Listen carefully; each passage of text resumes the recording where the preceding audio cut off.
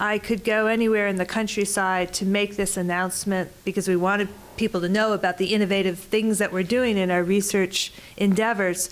But when I looked across the different awards, there was none that was more exciting to me than this award that's coming to South Dakota State University. I will leave it to our wonderful project director to describe it in some detail, but I reflected when I read this grant proposal that in the years when I was a college professor, also seeking research dollars from USDA, I'm not sure it would have gotten funded.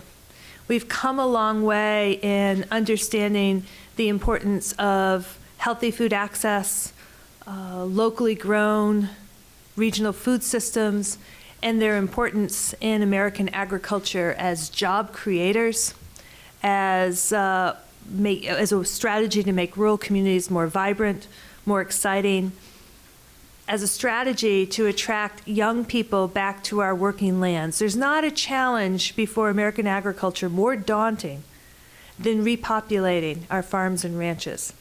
You all know the statistics. Average age of farmers, close to 60. A third of our farmers and ranchers over the age of 65. We have to repopulate, and yet the capital barriers to entry to American agriculture are great. Using local and regional food systems as a stepping stone in is an incredibly important strategy. Consumers want locally grown. They want healthy foods. They want greater access to fresh product, among other things. And we see that it's a great opportunity for young people to begin their career. Some will stay in that local regional food space their entire time. Others will scale up. Either way, it's a very good thing. So Suzanne will talk about the grant. That's a collaborative grant, nearly $4 million grant that's going to a number of institutions with South Dakota here in the lead, looking at food policy councils, among other things, and I think that's great. We have 7 of the 21 grants. The $75 million is stretched across 21 different awards. 7 of them are really focused on the importance of sustainable food systems and improving food security. So the President's remarks at the onset of this program, very, very important. We also had your very own Senator Daschle as the lead speaker at our Agricultural Outlook Forum last week. It's USDA's premier annual conference, and he talked about George McGovern, and he talked about the growing world population and what opportunities as well as challenges that faces. South Dakota has had a lot of very important leaders in American agriculture. Our own Undersecretary of Rural Development, Dallas Tonsinger, is leading the charge at USDA, also from South Dakota. But anyhow, among these projects that we're funding today, we have a team at the University of California, Berkeley, working with tribal groups, trying to figure out sustainable food systems as a way to improve tribal health and food security. We have research that we're funding at Virginia State University that will explore building sustainable urban agricultural systems. A lot of interest in our cities now around agriculture.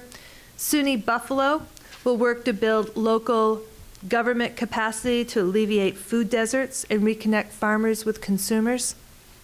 So a lot of really innovative, exciting work that's being funded, along with some of the things that you might expect. Work on improving genetic resistance. We have funding that we're awarding today at Michigan State, tackling genetics around cattle that will make them better suited for what we need. A lot of grants focusing on agricultural diseases. Purdue, for example, is working to develop new strategies to defend against corn, the ear rot diseases in corn. Not that corn, the other corn, but it's impulsive.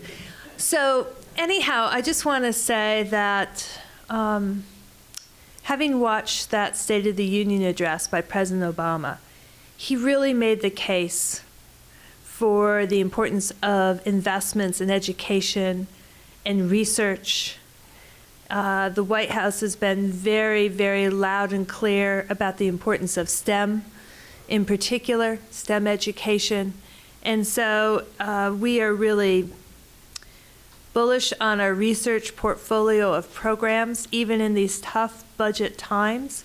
You will see Secretary Vilsack going across the country and his leadership team saying, now's not the time to cut back in research.